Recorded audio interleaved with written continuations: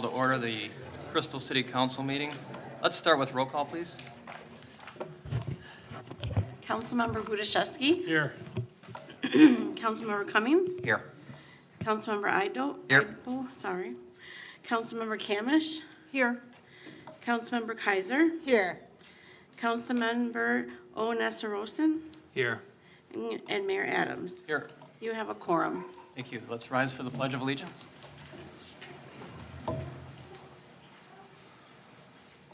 Pledge allegiance to the flag of the United States of America and to the republic for which it stands, one nation, under God, indivisible, with liberty and justice for all.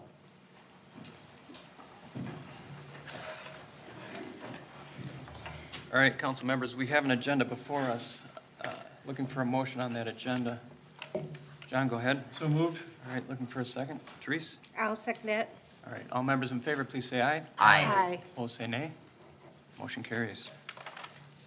All right, we do have a proclamation today. A proclamation is in reference to Constitution Week, which is September 17th to the 23rd, 2023. Whereas September 17, 2023 marks the 236th anniversary of the drafting of the Constitution of the United States of America by the Constitutional Convention. And whereas the Constitution provides the framework for our government with a set of principles that guarantee citizens certain rights, freedoms, and responsibilities. And whereas the Constitution further outlines the power of the federal government and leaves all other matters to the state government, ensuring that government remains accountable to its citizens. And whereas it is fitting and officially recognize the Constitution on the anniversary of its creation, and whereas to honor the principles outlined in the Constitution, the United States Congress by joint resolution on August 2nd, 1956 requests the President shall proclaim the week of September 17th to the 23rd each year as Constitution Week. Now therefore, I, Jim Adams, Mayor of Crystal, do hereby proclaim September 17th through the 23rd, 2023 as Constitution Week in the city of Crystal.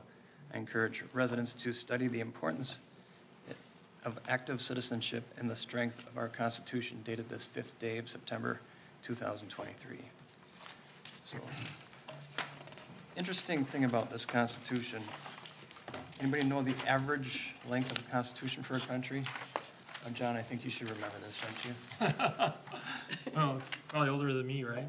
I think the average for a country is 17 years. So we got something that's really stood the test of time. All right. Next we have probably one of my favorite parts is having our chief here to bring in the police department. It's not about our chief, it's about the police officers and the service they do in our... Actually, we do enjoy having you as well. Oh. So welcome and thank you for coming. Thank you, Mr. Mayor, members of the council, City Manager Bell. Thanks for having us here tonight and for allowing us time on the agenda.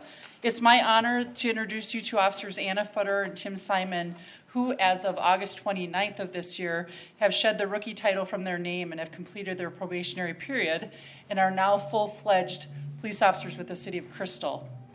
As you know, candidates who are hired as Crystal police officers endure a rigorous process prior to being given the opportunity to wear our uniform. Candidates complete an application, go through 2 interview panels, participate in an interview with myself, the Deputy Chief, and the City Manager.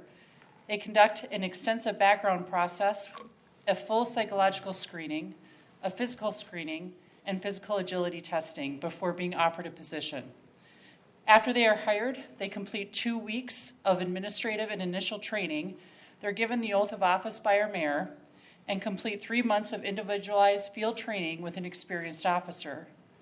After successfully completing field training, they are approved for solo patrol and are assigned a shift for the remainder of their first year. Once they've successfully completed their probationary year, I approve them for full-fledged status, which is the benchmark we celebrate with Officers Futterer and Simon tonight. So Anna, if you could step forward. Okay, I just have to comment. This is what happens when you get old, is that you have to wear glasses, right? This is a normal process, but when I'm looking through these, I can see this, but I can't see all of you, so if I look funny, I'm really sorry. I'm just gonna apologize right now. Anna, look forward to that in about 30 years. Okay. Anna grew up in Minneapolis and graduated from De La Salle High School in 2014. Anna developed a love for athletics at an early age and attributes her many years of team sports with giving her a real understanding of the meaning and importance of being a part of a team, and feels this foundation has helped her in all aspects of her life since. After high school, Anna obtained her bachelor's degree in criminal justice and legal studies from Hamline University in 2018. While at Hamline, Anna was on the dean's list for many semesters and was part of the soccer and track teams, including being a nationally ranked hurdler. I said hurdler.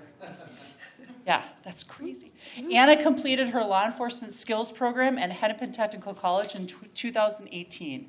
And after graduating from Hamline, Anna joined the Robbinsdale Police Department as a community service officer for about a year, and then was promoted to police officer, where she served for 3.5 years.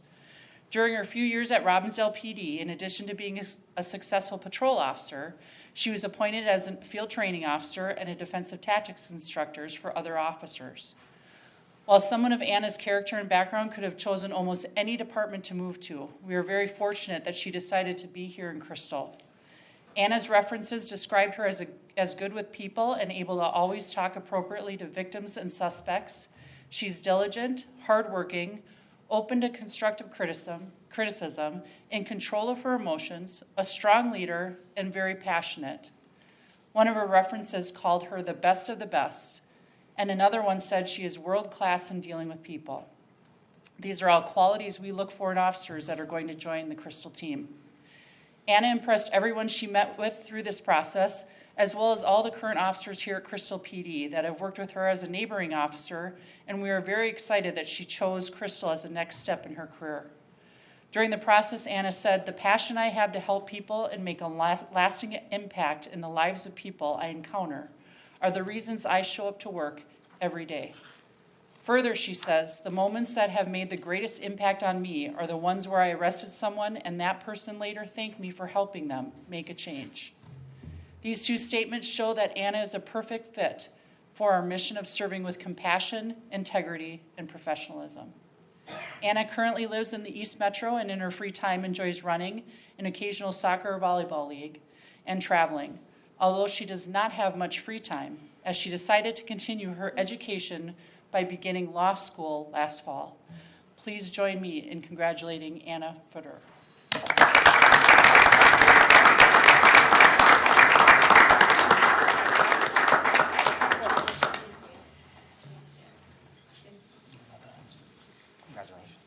Congratulations. Thank you very much. Congratulations.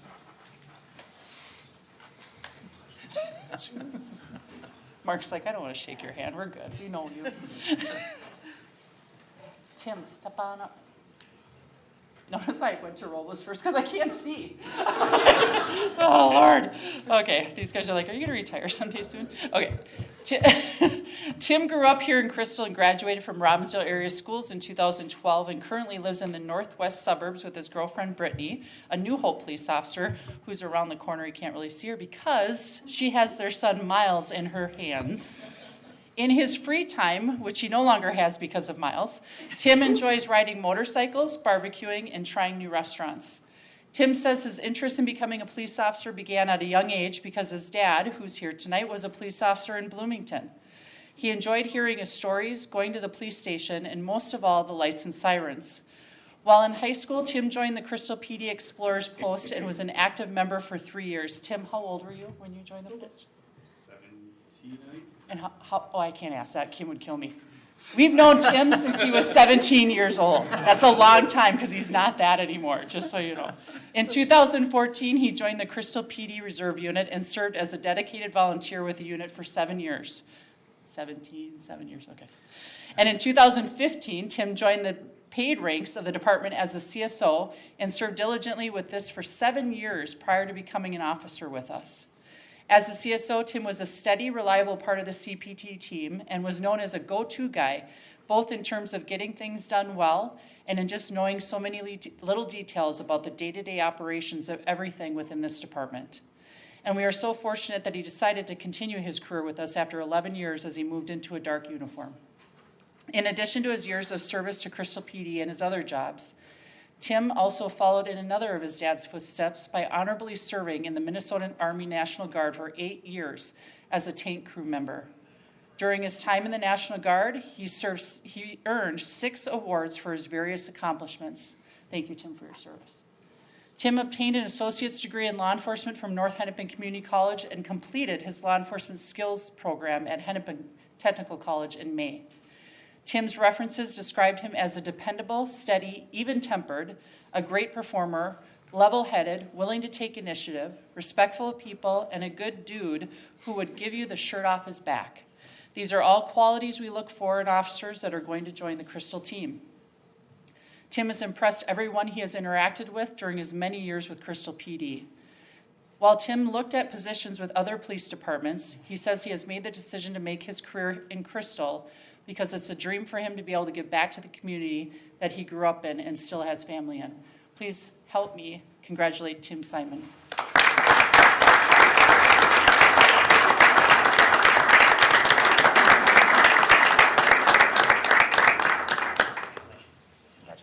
Congratulations. Congratulations. Good job. Thanks.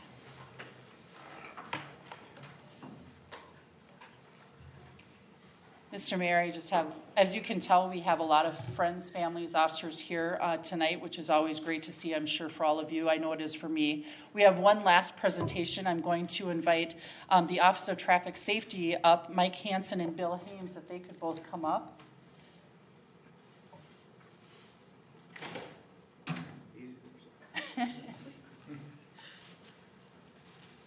Thank you. Absolutely. Thanks, Chief. Absolutely. He's my boss, I have to listen. Good evening, and Mr. Mayor, City Council members, and staff. Thank you for taking the time to let us be here tonight. We really, really appreciate it. We're here tonight to recognize one of your officers who has done what we call excellent police work. Several years ago, we came up with a program at the Office of Traffic Safety called the Hat Trick Program. We are the state of hockey, so we thought we'd go with a sports theme on this. But what we discovered is this is truly life-saving police work that they're doing out on the street. Many times I'm asked, how many lives has all these programs saved? And I can stand here tonight and tell you, I don't know. I really don't know. But I do know this.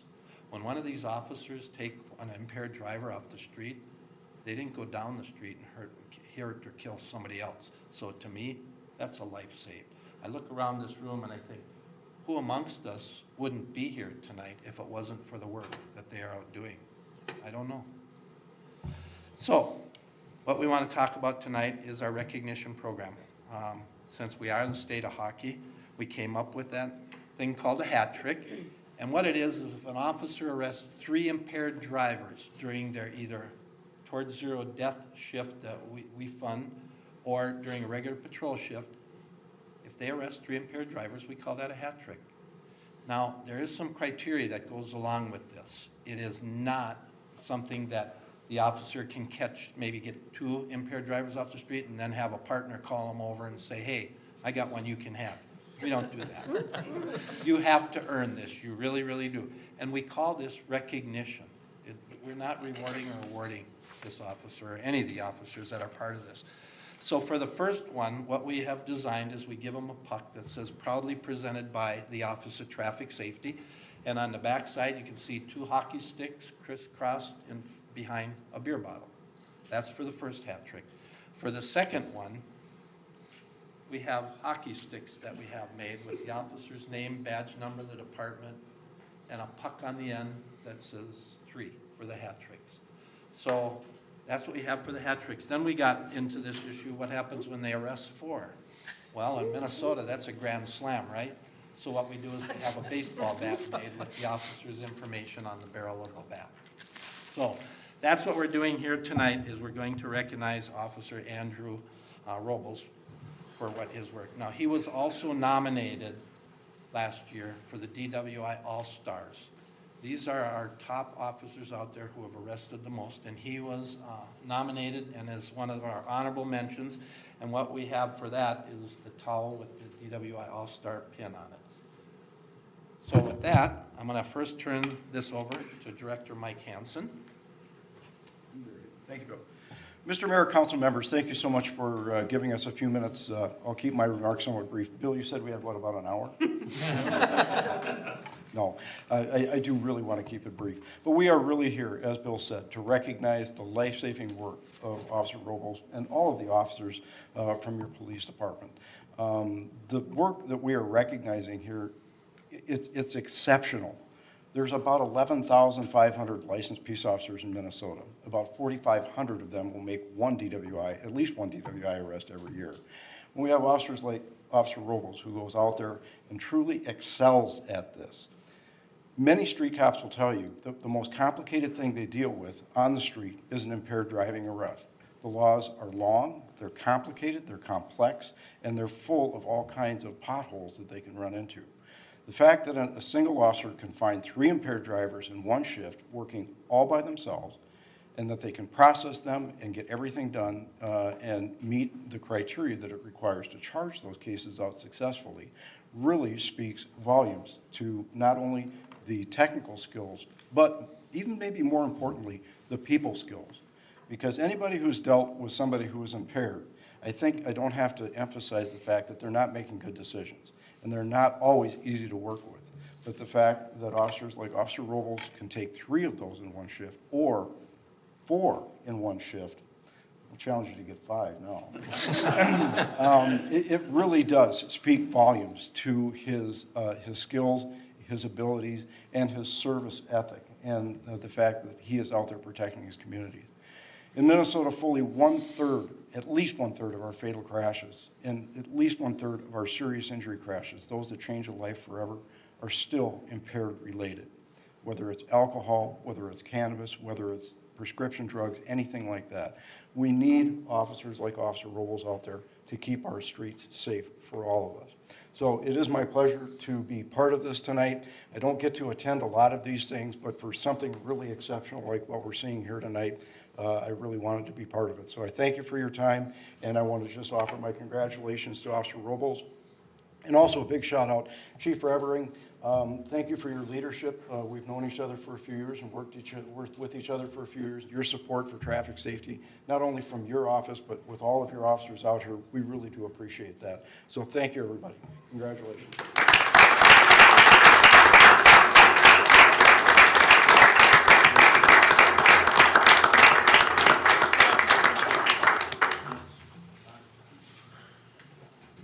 So I do need to add that we did get a little behind on this. Normally, we don't come in here and recognize with 4 recognitions, but we're a little behind. And I do want to say that every one of these arrests, as I read the reports, these were dangerous people that he got off the street. So, on behalf of our office, here's your sticks.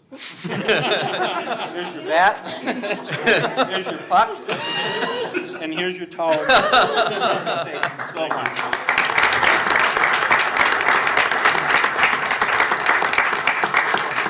Thank you, Mike and Bill. I'd like to make a couple comments. First of all, thank you for your program. I think half the story was told. The lives being saved is sometimes the people you arrest. This is the time, oftentimes, when they find the end of themselves. And you guys are key to them finding the end of themselves. And what happens when that happens is usually a sound recovery. And oftentimes we see, in recovery, we see family restoration. So it can be more than just the people of the public. It could be the person you're arresting. It could be the families that have been fractured through that process. So we understand what you do. We honor what you do. We honor what Mike, Bill, you guys do. And we appreciate it beyond belief. So thank you. All right. We're going to continue with our agenda. It is okay to step out, so we're going to take a small pause here as we transition.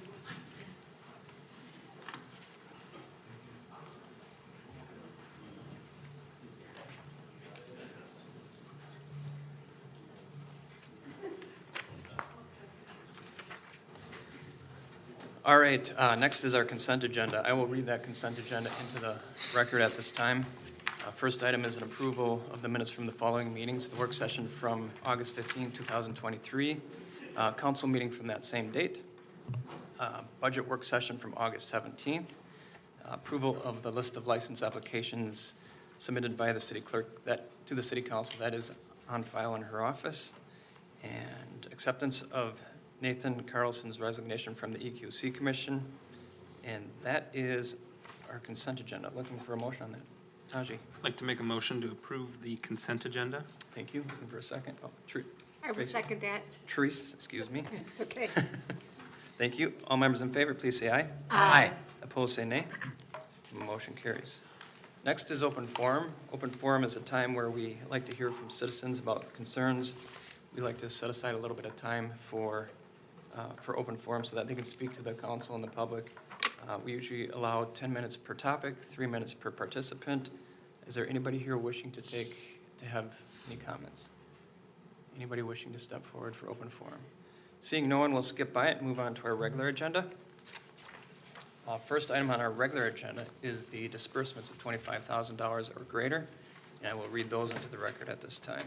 First item is the IRS EFTPS, that's the electronic transfers for federal and FICA withholdings for pay date 8/4/2023, $77,557. Logis for the monthly support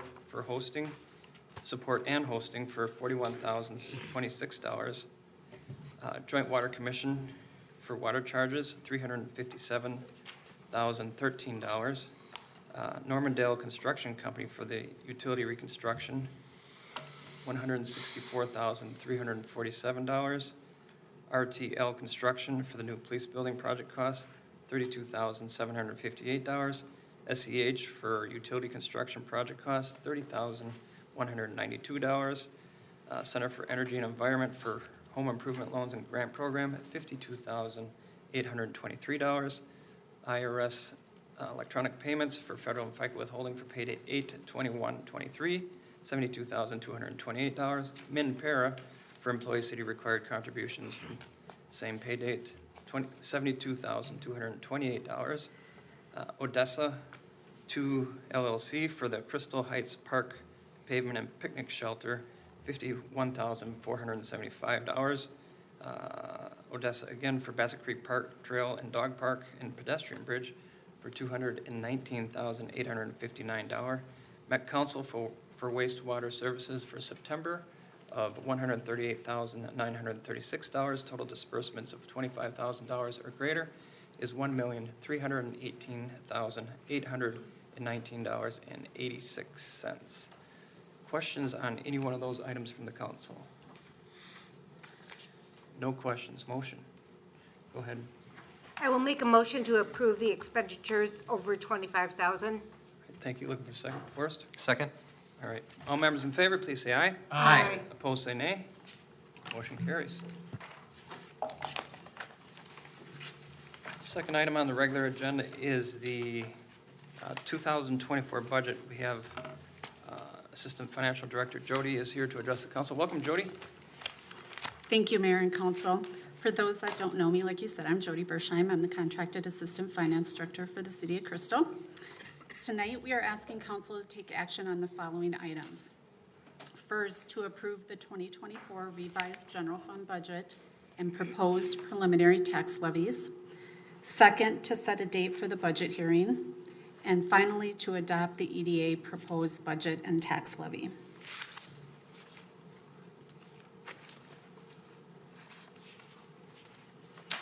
To begin, I put together the following agenda that includes providing an overview of the budget goals set for this budget cycle. I will touch on the council goals that provide the guiding principles of this budget, review the budget timeline for upcoming council meetings. I will highlight some of the budget factors that are built into this budget, provide a general fund summary overview of the budgeted revenues and expenditures. We'll provide a summary of significant increases to the general fund budget. We'll review a summary of the EDA budget. I'll provide the details of the proposed property tax levy. We'll also give a preliminary look at the tax impact if the proposed levy is adopted. And then lastly, we'll ask council to approve the budget, proposed tax levies, set a date for the budget hearing, and adopt the EDA proposed budget and tax levy as well. And then provide comments or provide time for comments or questions. On this slide, the budget goals for the city has developed are listed and include being able to meet the service demands of the community and also meet the demands of the legislative updates or mandates, while still meeting council's 4 priorities. Those priorities will be covered in the next slide. It is important to staff and council to continue to provide a 2-year budget that provides sound financial planning. The goals also provide a continual effort to keep investing in capital needs for the community, including parks and street improvements. Staff was also committed to monitoring economic challenges throughout the process. And the last goal listed here is in regards to wages and benefits, which is the largest part of the budget. And the city remains committed to being thoughtful about retaining quality staff by providing competitive wages and benefits. As mentioned earlier, the 4 priorities of council are listed here. Provide thriving business climate, creating strong neighborhoods, developing sound financial policies, and communicating those through financial information provided to the community, and building a welcoming and inclusive community. Here's a snapshot of the proposed timeline for the remaining budget council meetings. Tonight, council is considering the preliminary adoption of the general fund and the EDA budgets and the preliminary property tax levies.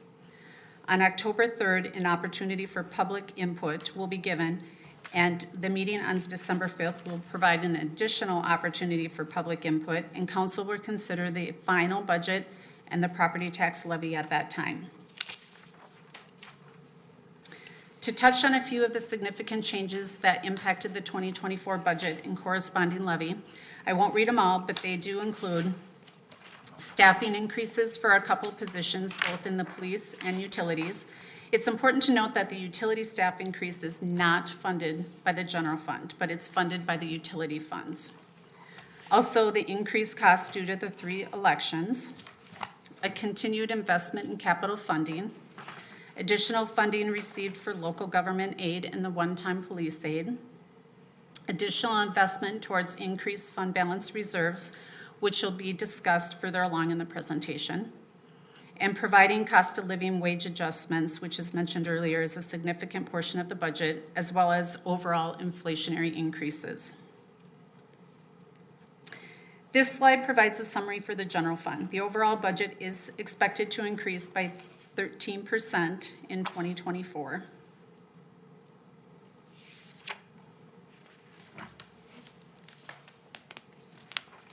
This slide provides a visual breakdown of the expenditure budget, mostly by department. It does include a small portion for the transfers out for the fund balance reserves investment that's listed in its own category on the slide, the 2% that you see there.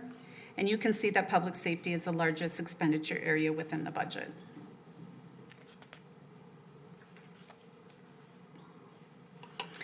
The 13% budget increase equates to an increase of $2.4 million, and this slide provides a breakdown of the budget categories, and you can see that the property taxes and the intergovernmental revenues, which is primarily state aid, are the largest funding sources for those expenditures. We'll talk more about the levy in an upcoming slide. As for the EDA, expenditures are proposed at $401,000 with a proposed levy increase of 6% to maintain a consistent fund balance from prior year.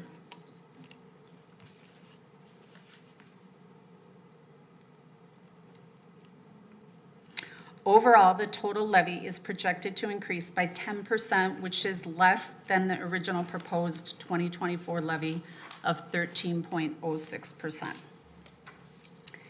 One item of note is the police equipment revolving fund levy was decreased from the original proposed as there were healthy reserves in that fund to meet planned expenditures. And with the one-time state aid being received, this was an area that could contribute toward reducing the overall levy. So what does this all mean for the taxpayer?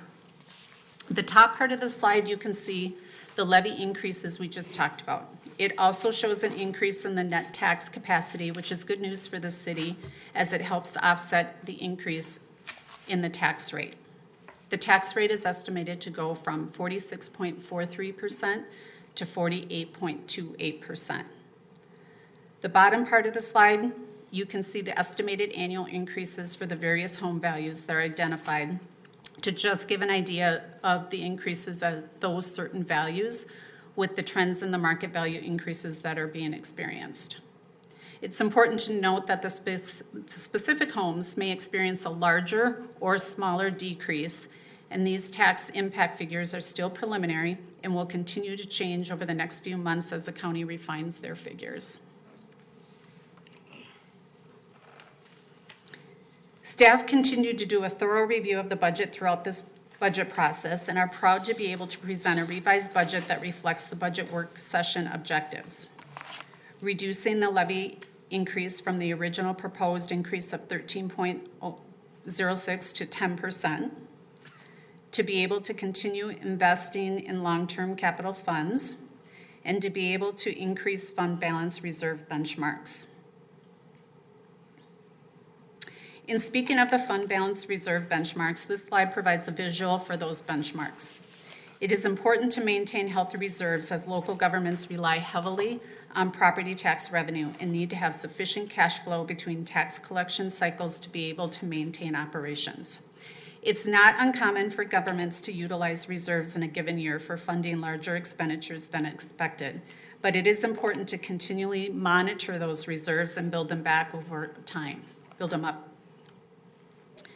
The 2024 budget, revised budget, does just that. It reflects the planned increase of $488,000 to build those reserves up to be able to strive to meet those benchmarks of the OSA, which is the Office of the State Auditor, and the city's own policy. To wrap up the presentation, just a reminder that tonight we are asking council to approve the revised budget levies for both the city and ADA, as well as set the public hearing date as December 5th. We do have October 3rd date listed for an additional opportunity for the public to provide input. I also want to mention that after tonight's approval, council can't increase the levy but can only reduce it before December 5th. And on December 5th, council will provide final approval of the proposed budgets and levies, which will then be certified to the county and the state. And with that, I'll stand for any questions or comments that you have. All right, questions from the council? Forrest? So yeah, the last slide, that graph, I appreciate you doing the forecasting on the fund. So it looks like for 2023, we will be under the state auditor's requirement. Okay. Yes, that is true. Okay. And then we're also going to be under for 2024, but that's because we haven't quite set that budget yet, and that's based off of previous plans, right? Correct. Okay. And the city's own policy, what it does, it looks at the following year's budget. Okay. For the 45%. Yeah. And I like to ask a lot of questions. I don't make a lot of comments, but one comment is I'm a little disappointed that we didn't have this at the beginning of the year. Because it's like that last work session, the fact that we got the bomb, it felt like a bomb went off. It did. It was very unfortunate, and I hope that going forward we can use forecasts more. So that's my only comment. Anybody else? Comments, questions? Go ahead. I just have a comment. We have 3 new members that participated in the budget this year, and I thought the discussion was fantastic in terms of exploring the budget and trying to understand, the ramifications of changes within the budget itself and the effect upon the community as a whole. So I really liked how we all worked together. We came in with a different mindset. There was nothing that was a slam dunk about this budget whatsoever. There was a lot of hard work that was involved, and I really appreciated everybody's input on the budget, so thank you. All right, thank you. Yeah, because you guys are new, you gotta know that that's not just fluff, that's very real. What he's talking about is very real. And, I think I mentioned it to you last time during the work session that the questions are outstanding, the conversations are outstanding. So let's keep it up. The chart is very, very glaring. When we left the work session, saying, our job's not done. We got to figure out, let's keep diving into this budget. Let's keep having conversations. I do have some ideas in terms of how we can move forward. I want to really rectify this falling below the state auditor's minimum. And I mentioned it in June before we even got into this budget process. And it's, there are answers. We're going to rediscuss them, I'm sure, at another work session. We'll get that on a work session. And we still have decisions to make. And can we be more aggressive to solve that for next year? I think we can. And those are some of the things we'll talk about. This year, I think we also have some options what to do in '23. And I think I mentioned that in June as well. And that's dealing with some of the, just doing a transfer and making sure that we're above that minimum. So that transfer, however, does have consequences, and those are the things we're going to have to kind of talk about and see if that's the reality, what we really want to do or not. But there are some options. And any other comments? Taji, go ahead. When we talk about these other options, I mean, is this the forum to start expressing what some of those are? It feels kind of coded as like what those could be, and I don't know. Well, it's not that coded. It's the same thing I mentioned in June. It was our June 9th meeting. I think I have some of my notes from that day. And it's making transfers from capital.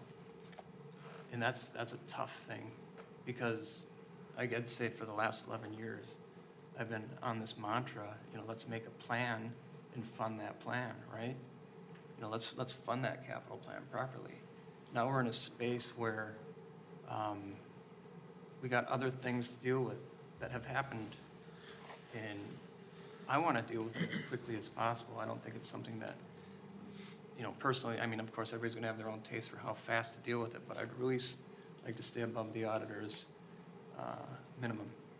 And that would be a motion or a resolution taking some capital money and applying it to that. We can still do that this year, and we can certainly do it for the budget next year.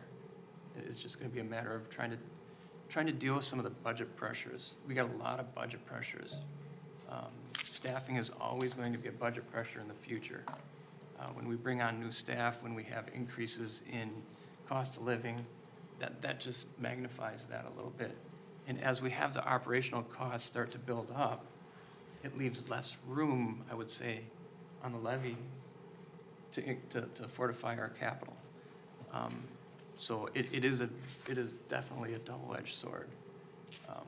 And how we deal with it, how we deal with the operational side of it, I think is yet to be resolved. Does that help? It helps. I think for me, if there are some larger things that we're going to continue to talk about, as there should be, I want to make sure that when I'm aware, so that as I'm talking to residents this fall and we have these open forums, I mean, I want to get some perspective of, okay, we're considering these other things, and the implications of those. So obviously we'll have work sessions to continue that conversation, but yeah, I just want to make sure those options are out in the open and we can start pondering and discussing those. I also want to thank staff and Jody. Jody, thank you for your work on this. I think we've seen some of the best work we've seen in a long time, so I appreciate that. Adam, you too. You've sat there with a pile of audits on your desk for months, and I'm just grateful I didn't have to read all those in a short period of time like that, so. And I know senior staff has been working as well, so thank you for your efforts. I think we all kind of, you talked about the bomb. I think we're all kind of sitting here going, wow, things need to be different. Anything else?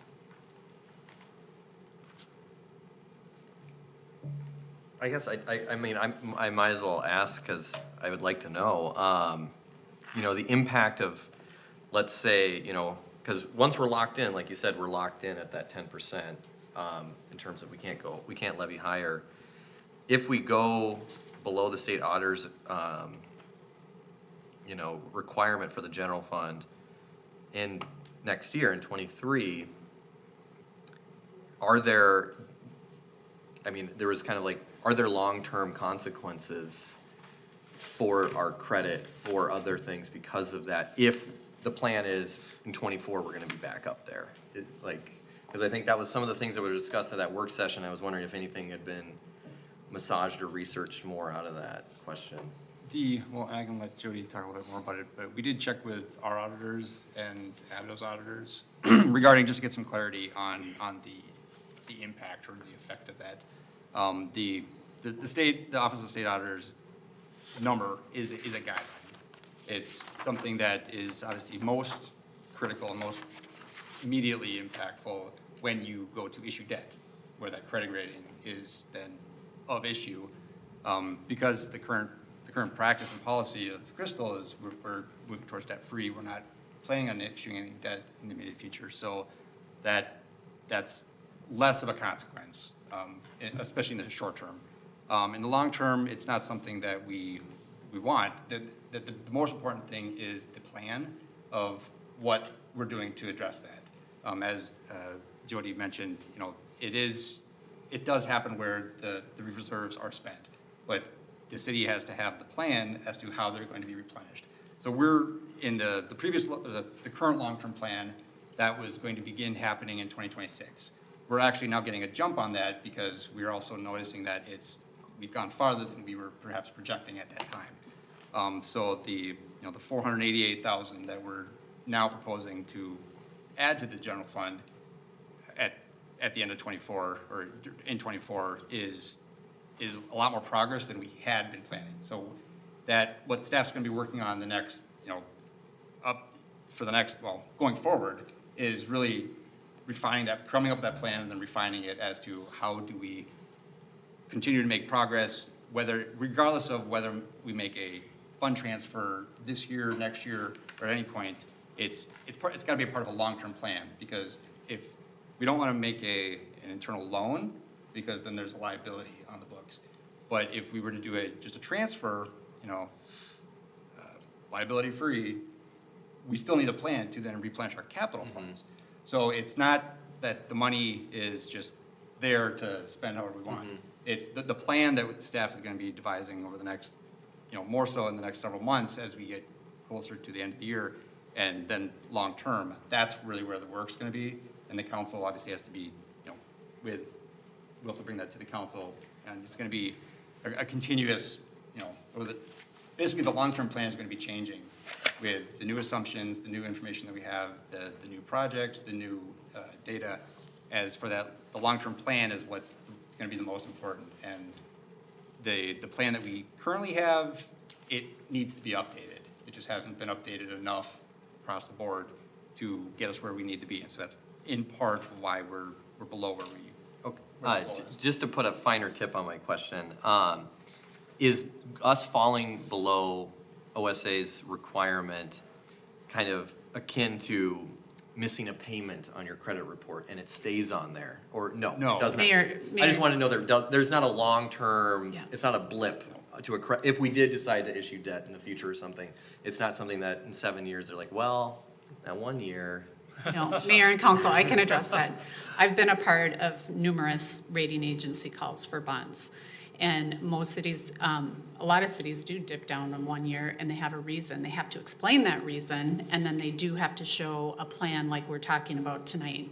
is how we're projecting that to come back up to those thresholds that we've identified, those benchmarks. They're more concerned about that plan and why you use the money. A lot of times it's for one time or loss of revenue. It's explainable. So to answer your question directly, no, it's not like a check mark, a red check mark. Okay. You just have to explain it and show the plan. Okay. One other thing that I've been discussing and thinking about is we currently, in Crystal, we have a 2-year budget where it's, as we're in the second year of the 2-year budget, 23 and 24. One of the challenges that I've been facing since I got here is we really haven't spent any time talking about 25. You know, that's something that we don't have a rolling 2-year budget. And so something that I've kind of been tooling around is, I haven't even had a chance to discuss it with the staff in the last, over the weekend. I let you guys have the weekend off. But possibly doing, if not a true rolling 2-year budget, at least have a little more forecasting into that next year. Because this year, part of the challenge in just coming up with this is as we're experiencing, we haven't really spent a lot of time looking at 25. And so that just makes it more difficult to try to project what's going to be happening. Where I think if we have more of a rolling 2-year budget, we can still do similar to what we're doing now, but also it's gonna be a little bit more work, but it'll actually make things easier on how to do these forecasts. So that's something that is very recent. Sorry, I didn't have a chance to float that by you guys over the weekend. So, can I comment on that as well? When we started doing the 2-year budget, it was designed where we'd focus on operation 1 year and then we'd focus on capital the next year. We really haven't done that. You know, it's not functioning quite exactly how we thought. This idea, I absolutely love this idea because you're focusing on whatever presents itself. It doesn't matter whether it's capital, it doesn't matter whether it's operational. So, yeah, more to come, I hope, on that one. Taji, go ahead. Yeah, a question. So when we look at the 2024 forecast for the fund balance, what is the delta between the 35% and where we are projected to end? Like, do we have an idea of the dollar amount of the gap there? Mayor and council, yes. With that 488,000, we're still about 1.1 million short of being at that 35%. Thanks. And do we have a forecast as to how much the change, or in dollar amount, same thing for 23? Do we know how much gap there is there? Mayor, can you repeat that? Sure. In 2023, we're going to fall short as well. Yes. Do we know how much? I have about 800,000. Okay.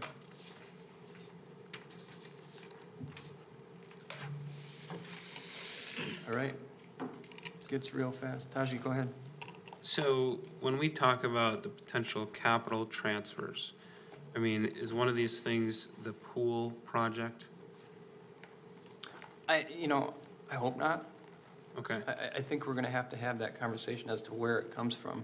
I think I would direct the focus on how are we going to replenish it?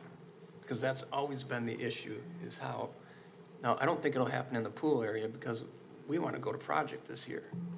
So I can't imagine doing it there.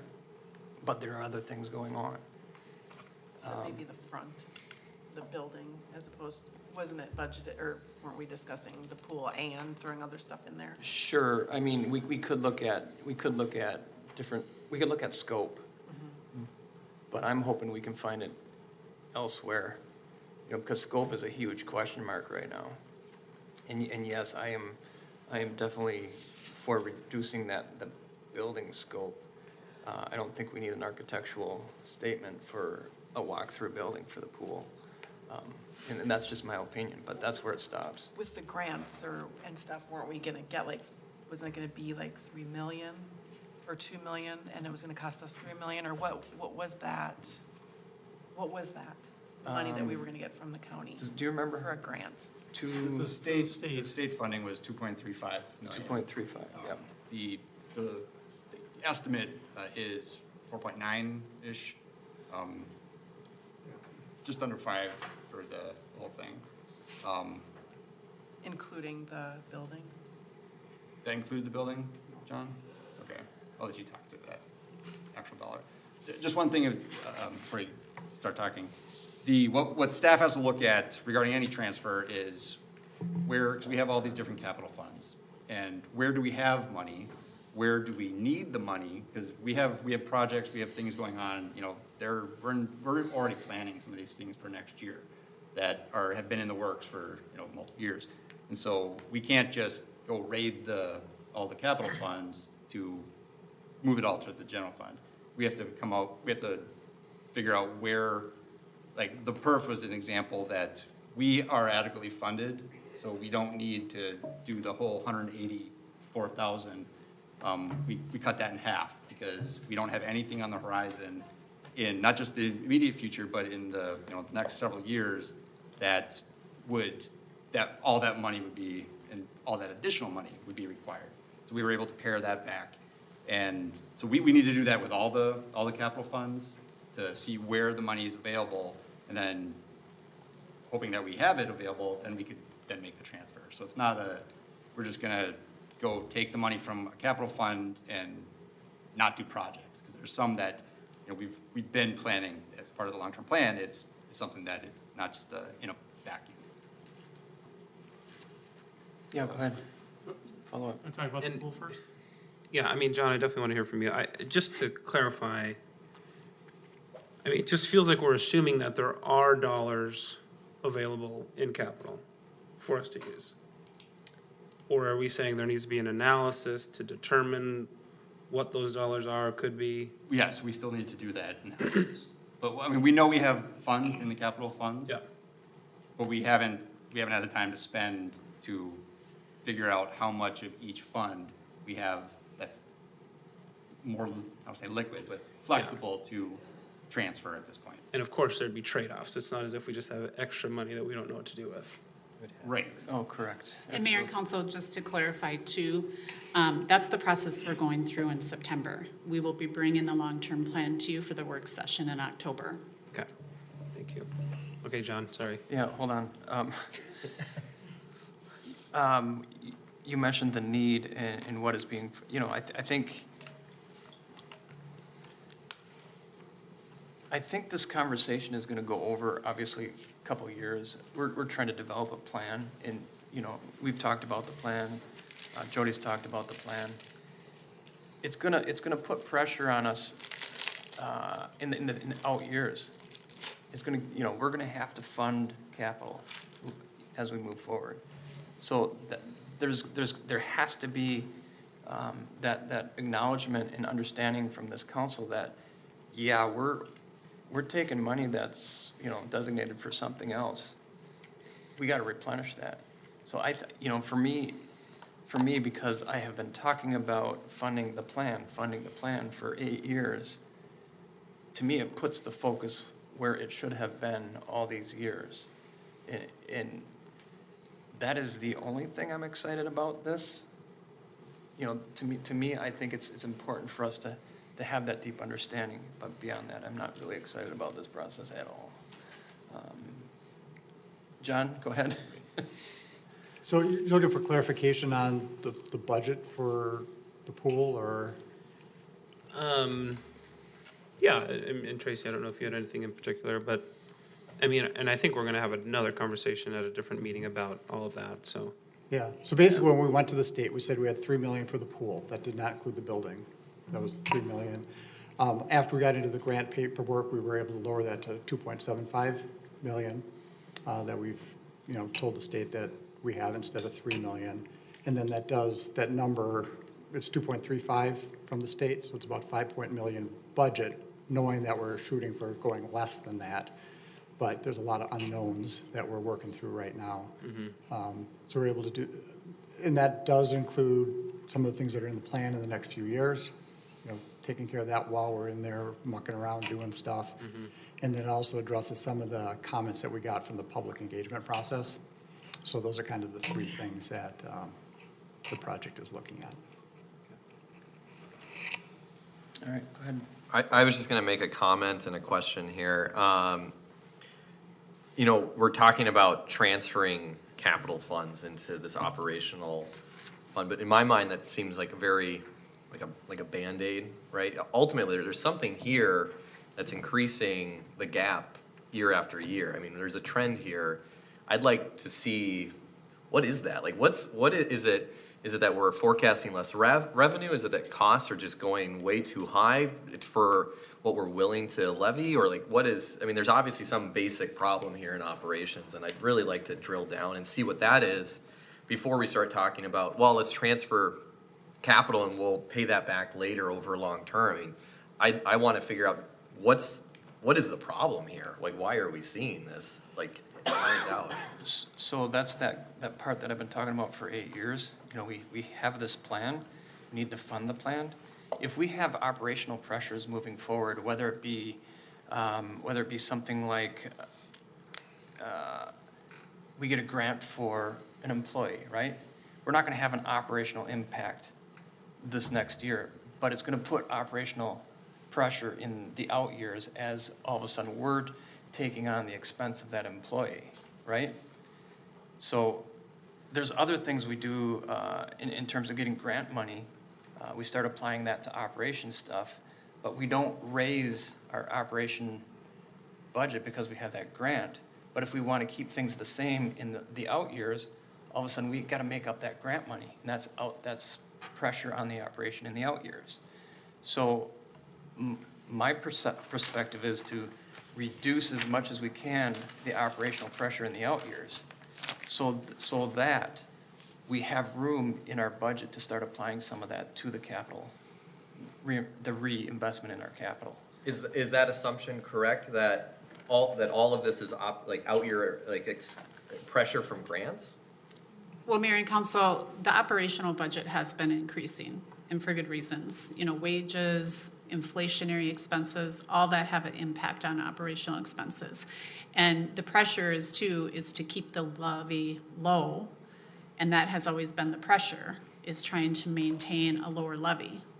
And we've had some different revenue pressures as well. We lost the LGA, which created that revenue loss. So historically, you've lost some revenues that also impacted that. Yeah, that was more my assumption, is that we've just been keeping it low and the costs have been keep going, and we're just bumping, and now we're starting to split. And the mayor is correct as well, with the capital and the long-term plan that has to be looked at. To be able to fund that, there's a cost to that. And you have to put the levy dollars in the capital to be able to fund those long-term Because there's an innate initiatives. conflict between, so it's, Yeah. there's a couple It's conflicts, both, yeah. Yeah, right on. And just one thing, if I may add, Mayor, members of council, because the unassigned fund balance percentage is relative to the budget, so even if the city doesn't go over budget, get all the revenue we want, if we increase the budget for the next year by $1, then we need more money in our unassigned. We don't have to spend it, and it's still gonna drop in the percentage. So as the budget has gone up the last several years, we just haven't been keeping up with the surplus to fund that other part. So we really need a policy that for every dollar we levy, a part of it goes to the reserve fund so that we're not falling behind almost. Because that's the reality of the situation is every dollar we levy increases that pressure, and then instead of kind of doing it bit by bit, we end up where we are now, where it's, well, we got to catch up for not increasing the reserve fund, right? Well, there's things we don't, one of the things we can't necessarily control much at all is like the revenue. We can receive less property taxes, we can receive, our investment income, that we have no control over. So if we account for that to be one, amount, and we get a significant amount less, that impacts it. So there are things out of our control that a policy wouldn't necessarily completely address, but it's something that we can look at with, if we were to look at the fund balance policy, how to better manage that, or how to try to account for the things that are unknown or that we aren't in our control. But historically, we've been facing those pressures, those unknowns, and then we've also not been putting little bits into the reserve fund to account. So it's like double whammy in a way. 100%. Yeah, Mayor and Council, if you don't meet your budget and you fall deficit, that uses the reserves. So you don't have an opportunity to put into the reserves. So okay. Yeah. All right, thank you. Which, Mayor and Council, I'd be remiss to say, this graph here is a great graph, and I would recommend continuing it. But I'd be remiss if I didn't give credit to John, whose vision was for this graph. It's always a team effort to put these numbers together. So I just want to give him credit on that, too. It's a great graph.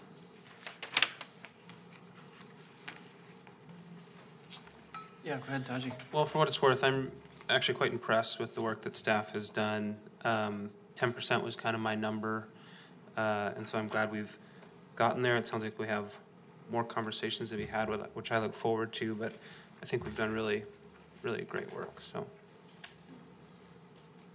Agreed. All right. Any other questions?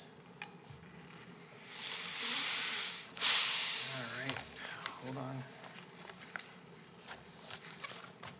I'm all discombobulated now.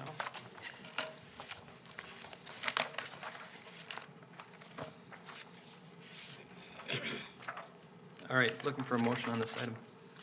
Go ahead, John.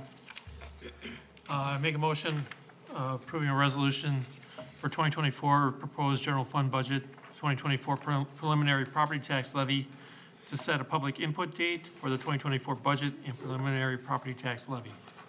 All right, looking for a second on that. Treese? I will second that. All right. All members in favor, please say aye. Aye. Opposed, say nay. Motion carries. You want to continue? Yep. Go ahead. Make a motion approving a resolution for 2024 for the proposed Economic Development Authority property tax levy. All right, looking for a second. Tracy? I second. All members in favor, please say aye. Aye. Opposed, say nay. Motion carries. All right. Next is item 3, which is in reference to our ordinances relating to regulations on retail sales. We have Troy Gilchrist, our city attorney, here to address the council. Welcome, Troy. Thank you, Mr. Mayor and Council. So tonight is the second reading, as was indicated, of the licensing ordinance for edible cannabinoid products. Those are the products that were authorized to be sold last year. You had a moratorium in place until recently, and you enacted an interim ordinance to allow the sale of them with a license. This puts in place I almost said permanent ordinance.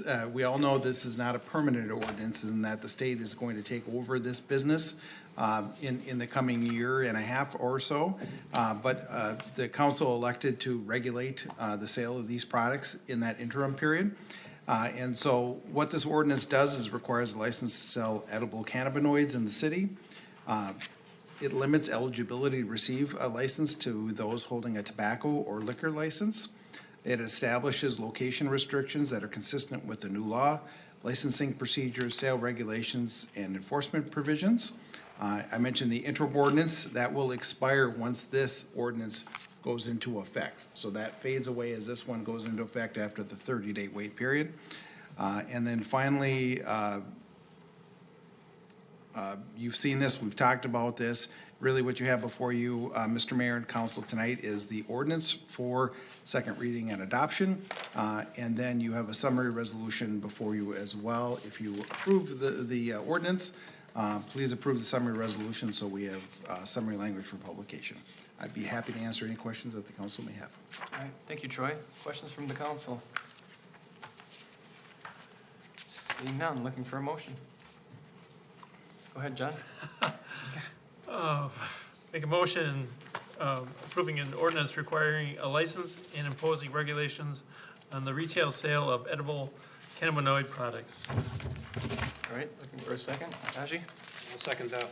All right, all members in favor, please say aye. Aye. Opposed, say nay. Motion carries. Want to continue? And I make a motion approving a resolution for summary language for publication of ordinance number 2023-05. All right, thank you. Taji? I'll second that. All right, all members in favor, please say aye. Aye. Opposed, say nay. Motion carries. All right, item 4 on our regular agenda, we have our Public Works Director, Mark Ray, here to address the council in reference to valve replacement. Welcome, All right, Mark. good evening, Mayor and council members. This is pretty straightforward. Annually, the Joint Water Commission allocates funding for valve replacement as well as other work throughout the system. We're looking to replace the valve at 41st and Douglas later this fall. As part of that work, we're going to be providing a lot of staff support, but we also need a contractor to help us actually do the replacement on the main. So we got 2 quotes. Valley Ridge was the lowest quote at $34,900. We've done a ton of work with them over the year. This will be reimbursed by the Joint Water Commission as well as other restoration costs associated with the project. It's just the city is the one managing the contract, which is why it's before you today. So with that, the motion, oh, we're getting a little crazy there. Just looking for a motion to authorize the contract for the valve replacement. All right, thank you, Mark. Questions for Mark? No questions for Mark. All right, how about a motion? David? I will make a motion authorizing the contract for the JWC valve replacement. All right, thank you. Forrest? Second. All right, appreciate that. All members in favor, please say aye. Aye. Opposed, say nay. Motion carries. There you go. Next, we have our Community Development Director, John Sutter, is here to talk a little bit about the fire protection system for the wine thief in jail. Welcome. Good evening again, Mayor and Council. Thank you again. So this is something that I think we've been talking about for about a year, and we're finally ready to proceed. If you recall that the city several years ago established a financing program for retrofitting existing buildings for fire protection systems, typically fire sprinkler systems. In the case of the Wine Thief and Ale Jail and the former Pizza Hut at 3600 Douglas, a fire protection system is required under Section 1306 of the Building Code. So it's not just the choice of the owner, it's something that is actually required of them.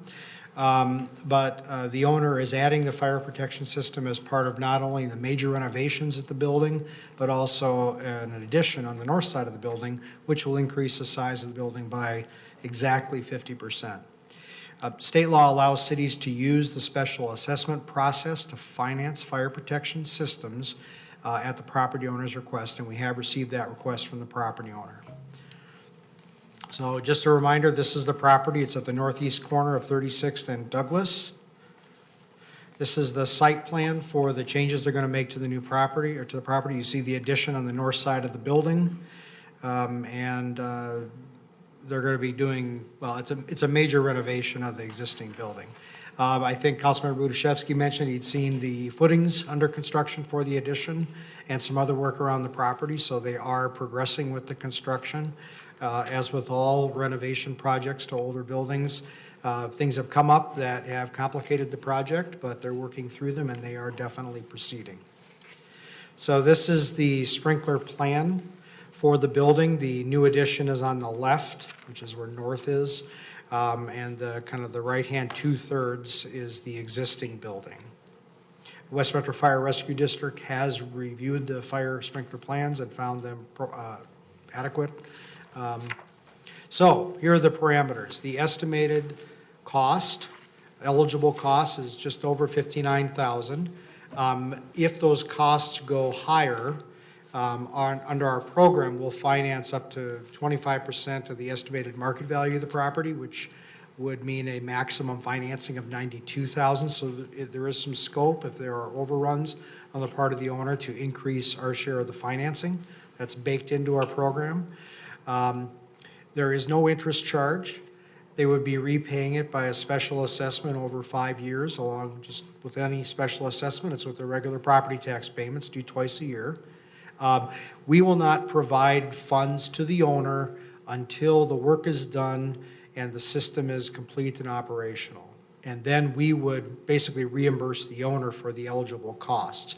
Then we would turn around and actually levy the special assessment to be paid off over 5 years. So when we reimburse the owner for the cost of the construction, the installation, we take that money out of the EDA fund, and then over the next several years, as they make those payments with their property taxes of the special assessment, the revenue then goes into the EDA fund. So with that, we would ask you to adopt the resolution approving the petition and waiver agreement for 3600 Douglas. All right, thank you. I'm looking at the footings that they put in on the south and the west side. They just redid the roof. Are they adding to the south and the west side, and is that going to be a different roof structure? They are not expanding the building footprint. I'm not sure exactly what the reason for that work was. I know they did find some of the building is on pilings, the existing building and the addition both. So they might have had to do some, not retrofitting, but supplemental support for the existing building. I don't know the exact details of what that work was, but they are not extending the footprint of the building except to the north. That's where the addition is. Wow, that's a lot of footings they put in. Looks like you can see the cross-section of the southern footing on the... Oh, what page are you on? It's on the screen, sorry. Oh, sorry. Yeah. On the south end of the very Yeah. top, yeah. Where the new stairs and ramp are. Oh, okay, great. Yeah. Interesting. The soils are bad there, so they have to put basically pilings down or some type of geopier or something. I don't know exactly what they used to get down to soil that can support it the weight of the building. That's both true of the existing building and the addition. All right, any other questions? Go ahead, Trish. Were the property owners aware that this expense was going to come? This isn't a surprise to them that they have to put in a new sprinkler system, is it? No, Okay. we told them this when they were first exploring this use at the building back in summer of 2022, I think it was, or maybe even earlier in 2022. It was one of the first things we told them about, and we told them about the financing as well. Okay. And when is the projected opening date? I have not received an update from them. The last we heard was, I think they were trying to be open by the holiday season, but again, with these complications that have been encountered, I don't know if that's realistic, but I really don't know the answer to that. Yeah. All right. Yeah, go ahead, Dave. Just a couple of comments. I'm just glad that we have this financing option and that can draw business into Crystal, because I think this could be a business that people will want to come to Crystal for, so I'm excited for it. And because with all the difficulties they've had building, it could have been very easy for them to, walk away and find a different building. And it's also nice for the city because that building was very specific for that business that was there. So it's nice that another business can come in and, change it up, because it seems like to me it would be hard to put anything else in there with a building that looks obviously like what it used to be. So I'm kind of glad. I'm glad that we have this and that we have this option for businesses. So. Yeah, I think culturally it complements Milton's really good. Mm-hmm. I think that's that's an awesome addition. So, yeah. Ditto. Any other comments? All right, looking for a motion? Forrest? Sorry. I move for a resolution authorizing the execution of a petition and waiver agreement by and between the City of Crystal and Myron Properties LLC. All right, thank you. Second? Go ahead, Therese. I'll second that. All right, all members in favor, please say aye. Aye. Opposed, say nay. Motion carries. Thank you. Yeah, thank you. Do we have a couple announcements? Bark in the Park will be held at the new Bassett Creek Dog Park, and that's Wednesday, September 13th from 5 to 7 p.m. We're going to be doing a ribbon cutting at 6 o'clock p.m. Council will hold a work session Thursday, September 14th in the council chambers here at City Hall. The annual vehicle fair will be held Sunday, September 16th from 10 a.m. to noon at the Crystal Community Center. Families are invited to come and view the vehicles, go through the neighborhood. As they go through the neighborhood. A wide variety of trucks and cars will be on display. This event is free. However, donations will be accepted for food for Prism. And then the next council meeting is Tuesday, September 19th at 7 p.m. here at City Hall. Reminder that all work sessions and council meetings are recorded for viewing or listening on our website at crystalmn.gov. Any other announcements? Yeah, go ahead, Well, David. not an announcement, but just kind of a comment on the Bassett Creek Dog Park. I'm super excited for that. I've been using the old dog park, and it's a dog park. But it'll be nice because the new one has a small dog park and a big dog park, so it'll be nice to separate the dogs, and it'll be shaded, and it'll be, I would presume, less muddy in certain situations. So I'm just really excited for the new dog park. Depending on rain. Yes. You know, I guess one of the most common questions I've had in relation to the dog park was, is the small dog park the old one? No, it's a new one. So the old one will go away. And the two are over in that same area of the northwest corner of the park, so, yeah. Anything else? I will just say the new dog park looks great. I'm pretty excited when I saw it's almost done. It's great. So, good work. Yeah, all right. Anything else? Looking for a motion? You're looking at the Sean, go ahead. So moved. All right, looking for a second.